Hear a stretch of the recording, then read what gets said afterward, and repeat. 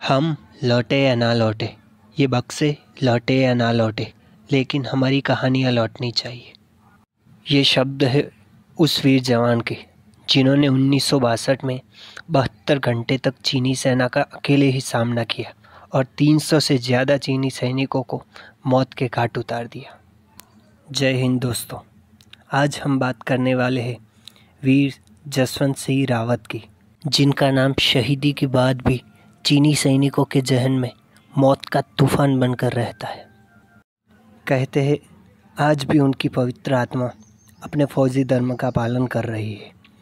आज भी हर सुबह उनके जूते और कपड़े तैयार कर कर उनके कमरे में रखे जाते हैं और दूसरी सुबह लगता है जैसे किसी ने इसका उपयोग किया हो।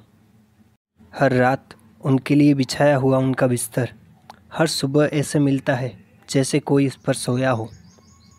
ये बात है 1962 की, जब चीन और भारत का युद्ध चल रहा था।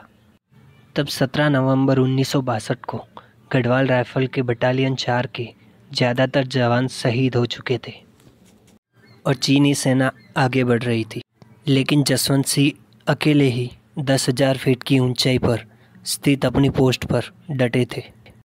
तभी उन्होंने अपनी सूझबूझ और दोस्तानी मुनपा लड़कियां सेला और नूरा की मदद से अलग अलग जगहों पर हथियार रखे और अलग अलग जगहों से चीनी सैनिकों पर हमला किया और उन्हें आभास दिलाया कि वो किसी एक सैनिक से नहीं, पूरी टुकड़ी से लड़ रहे हैं।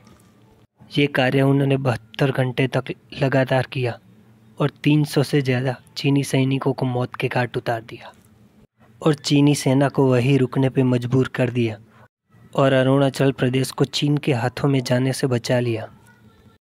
लेकिन उसी दौरान जो आदमी उन्हें राशन पहुंचाता था वो चीनी सैनिकों के हाथों पकड़ा गया और चीनी सैनिकों ने उससे सारा सच उगलवा दिया कि वहाँ कोई सेना की टुकड़ी नहीं, सिर्फ एक सैनिक लड़ रहा था।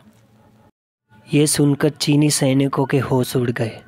उसके बाद चीनी सेना आगे बढ़ी और एक ग्रेनेड हमले में सेना ने अपनी जान गंवा दी और वही नूरा चीनी सैनिकों के हाथ पकड़ी गई और उसके साथ ही 21 साल के वीर जसवंत सिंह ने शहीदी को अपने गले लगा दिया।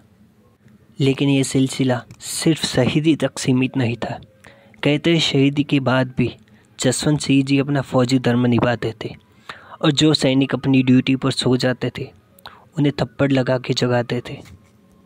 इस वीर की बहादुरी के चलते सेना ने उनकी शहीदी के 40 साल बाद उनका रिटायरमेंट किया और उनके दौरान बीच बीच में उन्हें प्रमोशन भी मिला। उन्हें आर्मी के महावीर चक्र से नवाजा गया। आज भी जसवंत सिंह जी की वीरता की याद में जसवंत घाट वॉर मेमोरियल बनाया गया है, जो जसवंत घाट अरुणाचल प्रदेश में है और यहाँ के स्थानीय लोग और आर्मी के लोग उनकी पूजा करते हैं और आर्मी के लोग उन्हें नाश्ते और खाने का भोग लगाते हैं, फिर ही अपना खाना खाते हैं। दोस्तों, ज़िंदगी सबको मिलती है।